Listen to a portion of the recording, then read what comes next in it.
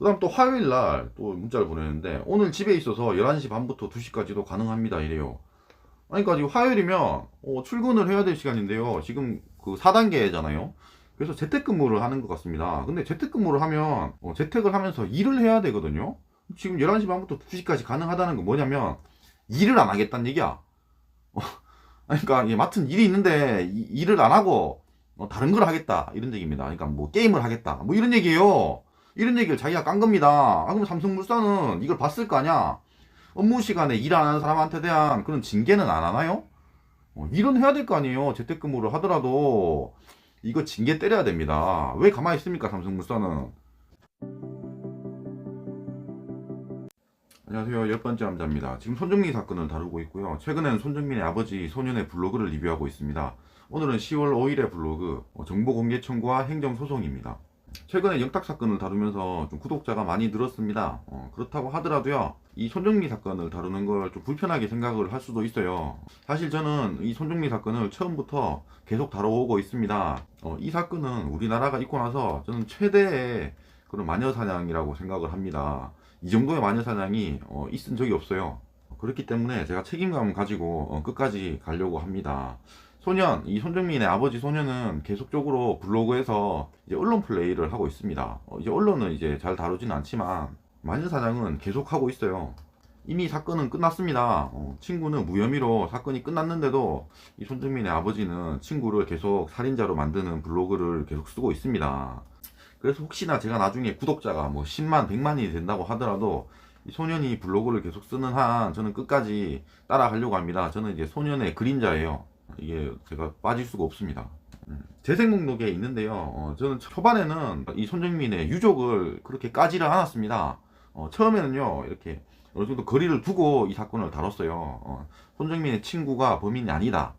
이런 투로 해서 쭉 오다가 이제 6월 10일자 블로그 이후로 저는 이제 소년을 까기 시작했습니다. 그때 이 내용 때문이거든요. 그러니까 자녀가 잘못했어도 부모가 범인 도피를 도와주거나 증거 인멸하는 것도 뭐 죄를 물을 수 없다.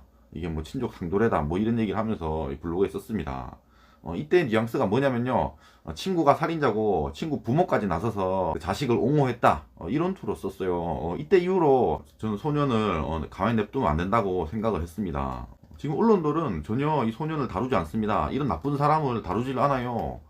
그 전에 친구를 그렇게 범인으로 만들 때 그렇게 재밌게 탈탈 털어놓고 소년은 그냥 가만히 냅둡니다. 그래서 제가 다뤄야 돼요.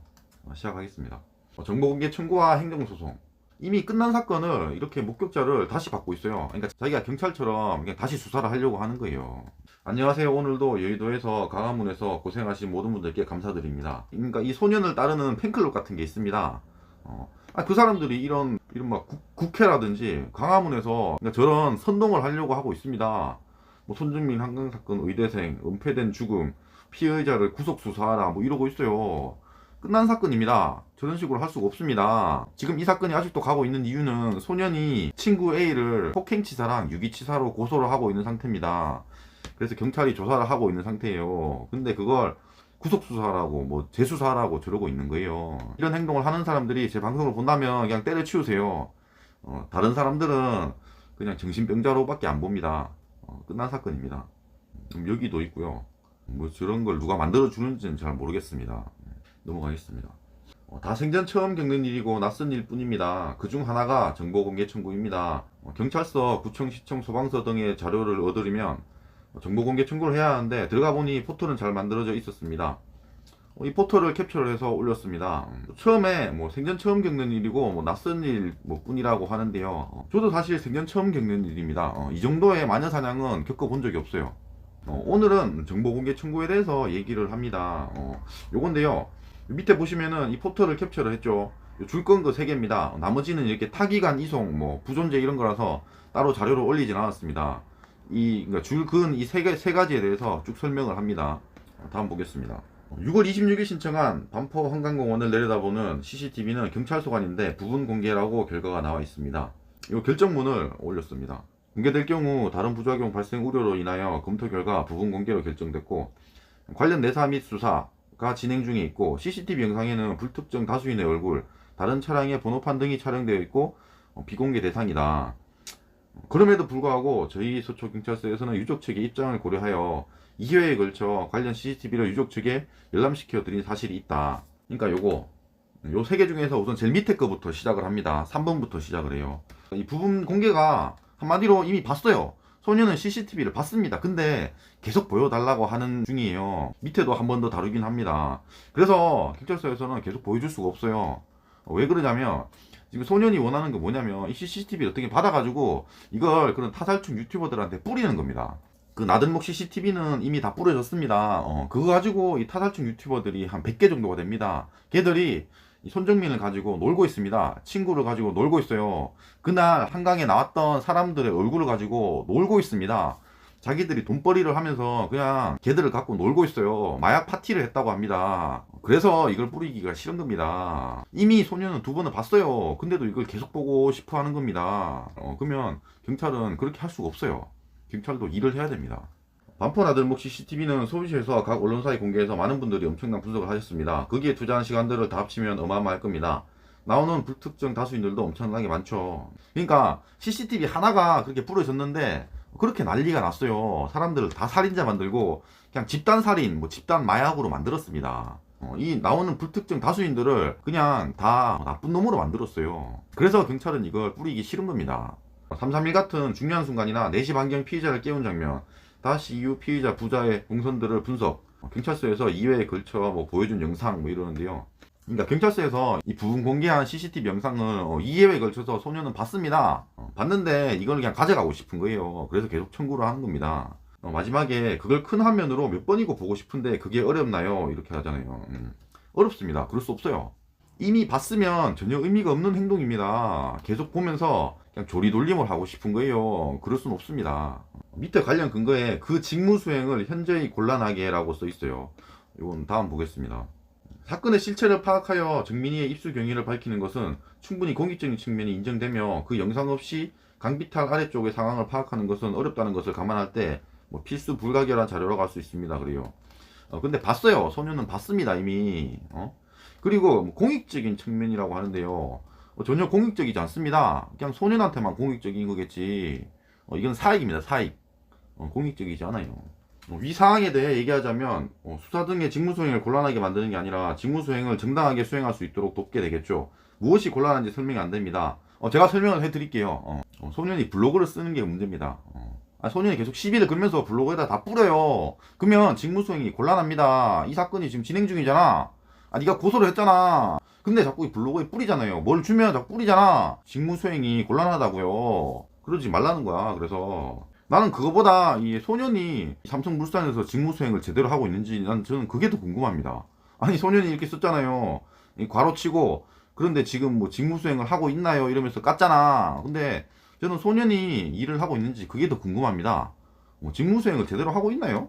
지금 경찰은 저런 조항이 있기 때문에 안 보여줄 수도 있었어요. 근데 불쌍해서 보여줬습니다. 그것도 2번이나 보여줬습니다. 근데 계속 때를 쓰면서 계속 보여달라고 하고 있는 겁니다. 그러면 안 돼요. 서초서는 변심위로 종결시키면서 이렇게 언론에 얘기했습니다. 아니 한 개 팀은 그냥 남겨두고 나머지는 철수하겠다. 그래서 마지막에 말뿐인 줄 알았지만 그 강력 1개 팀이 무엇을 했는지 뭘 하고 있는지는 지금까지 한마디도 없습니다. 그래요. 맞습니다. 그냥 말뿐이야. 더 이상 할 게 없습니다. 뭐 미쳤습니까? 뭐 경찰에 미쳤어요. 한 개 팀 계속 따라붙으면서 그냥 뒤나 닦아달라는 얘기잖아. 그럴 순 없어요. 소년이 계속 이렇게 문제를 삼으니까 그냥 여론 봐서 그냥 남겨둔 척 한 겁니다. 그럼에도 불구하고 경찰답게 거부해서 아쉬운 저는 행정소송을 제기해서 이겨야 교육받을 수 있습니다. 기간도 몇 달 걸릴 것이고 변호사 비용도 만만찮네요. 저걸 얻기 위해서 제가 소송하고 정부는 우리가 낸 세금으로 방어한다니 뭔가 모순 같습니다. 진짜 개착각입니다. 소녀는 내가 낸 세금 가지고 경찰을 부려먹고 있어요. 탐정을 고용하든지 해야 됩니다. 이거 뭔가 모순 아닙니까? 아니 왜 내가 낸 세금으로 혼자 다 먹으려고 합니까? 그러면 안 돼요. 그리고 2번째 얘기를 합니다. 여기 이거 3개 중에서 요 가운데 거 중간에 있는 얘기예요. 이거는 결과가 모두 비공개 통보되었습니다. 갖고 싶으면 행정소송하라고 나왔네요. 그러니까 이게 소년이 어떤 사람인지를 아는 겁니다. 대상이 소년이면 비공개를 하는 게 정답이에요. 아니 더 이상 보여줄 수가 없습니다. 소년은 자꾸 이제 CCTV에서 뭔가 나올 것 같아서 저런 얘기를 하는데 CCTV에서 뭔가 나온다면 경찰이 그냥 넘어가질 않습니다. 그렇지 않아요. 이것도 공개 자료를 보여주네요. 그러니까 모자이크 처리하여 새로운 동영상을 만드는 것은 새로운 정보 생산에 해당하므로 CCTV 영상은 비공개합니다. 이렇게 내용이 써 있습니다. 아니까 소년이 뭔 짓을 할지 뻔합니다. 그래서 그냥 비공개하는 겁니다. 그 다음에 이거 세 개 중에서 가장 위에 겁니다. 요거는 이제 국가수 감정요청서입니다. 기아가 2021년 7월 13일 변호인을 통해 요청한 의류 등 감정요청, 미세물질이 검출되지 않았다는 회신을 받았습니다. 감정서의 자세한 내용에 대해서는 정보 공개 등을 통해 확인하시기 바랍니다. 근데 정보 공개를 청구해 봤는데 받은 건 하나도 없고 허탈하기만 하대요. 이것도 비공개 내용을 보니까 공개될 경우 향후 수사의 방법 및 절차 등이 공개되어 직무수행을 곤란하게 할 수 있다고 판단되어 비공개 결정되었습니다. 그러네요. 당연히 소년한테 공개할 수가 없습니다. 공개하면은 소년이 블로그에다 뿌려버려요. 아니, 경찰 업무를 할 수 없게 만들고 있습니다. 말 그대로 이 직무수행을 곤란하게 합니다, 소년이. 그래서 소년한테는 아무것도 줄 수가 없습니다. 이런 사람한테는 뭐 아무것도 공개할 수가 없어요. 마지막에 있던 경찰서관의 한강공원 CCTV는 반포대교와 뭐 올림픽대로 뭐 이러면서 또 얘기를 합니다. 이건 그 부분 공개한 부분입니다. 가장 처음에 얘기한 부분이에요. 여기서 가장 밑에 겁니다. 요건 부분 공개로 소년이 본 겁니다. 유족 측에 재열람 요구가 있을 경우 열람이 가능하다 뭐 이런 얘기를 했었어요. 그러니까 이걸 가지고 또 소년이 담당자한테 문자를 보냅니다. 그러니까 절차를 안 따지고 그냥 뒷구멍으로 해결하려고 하는 거예요. 근데 또 그 문자를 또 공개를 했어요. 그럼 이 담당자는 뭐가 됩니까? 담당자 그냥 좆대보라는 거 아니에요. 이런 식으로 일 처리를 하면 안 됩니다. 이 말 듣고 담당 강력계장에게 단 5분만이라도 보여달라고 했습니다. 대답은 이랬습니다. 그러니까 이거 뒷구멍으로 달라고 한 겁니다. 근데 오후 6시에, 월요일 오후 6시에 들은 문자를 보냈어요. 이거 내일 15시 이후에 볼 수 있으면 좋겠습니다. 10분이면 됩니다. 이래요. 근데 궁금한 게 6시면은 퇴근할 시간이잖아요. 그러니까 남이 퇴근을 하든 말든 상관이 없는 겁니다. 그러니까 일 처리 자체를 이렇게 하는 거예요. 이 삼성물산을 다니고 있잖아요. 그럼 이제 밑에 사람들이 있잖아. 나는 퇴근을 해도 문자를 보내고 카톡을 보내서 그런 업무 지시를 하는 그런 류의 사람인 겁니다. 그러니까 상대방은 전혀 신경을 안 쓰는 거야. 저런 식으로 하면 안 됩니다. 그 다음 또 화요일 날 또 문자를 보내는데 오늘 집에 있어서 11시 반부터 2시까지도 가능합니다 이래요. 그러니까 지금 화요일이면 출근을 해야 될 시간인데요. 지금 그 4단계잖아요. 그래서 재택근무를 하는 것 같습니다. 근데 재택근무를 하면 재택을 하면서 일을 해야 되거든요. 지금 11시 반부터 2시까지 가능하다는 건 뭐냐면 일을 안 하겠다는 얘기야. 그러니까 맡은 일이 있는데 일을 안 하고 다른 걸 하겠다 이런 얘기입니다. 그러니까 뭐 게임을 하겠다 뭐 이런 얘기예요. 이런 얘기를 자기가 깐 겁니다. 그럼 삼성물산은 이걸 봤을 거 아니야. 업무 시간에 일 안 하는 사람한테 대한 그런 징계는 안 하나요? 일은 해야 될 거 아니에요. 재택근무를 하더라도 이거 징계 때려야 됩니다. 왜 가만히 있습니까, 삼성물산은? 그러니까 이 서씨가 이렇게 얘기를 합니다. 지난번 열람 시 충분히 확인된 것으로 알고 있다. 5시 이후 시간대는 본 사건과 관련성이 없는 영상으로 영상 공개가 안 되는 것이 원칙입니다. 그랬어요. 그러니까 소녀는 5시 이후에 영상을 달라고 해요.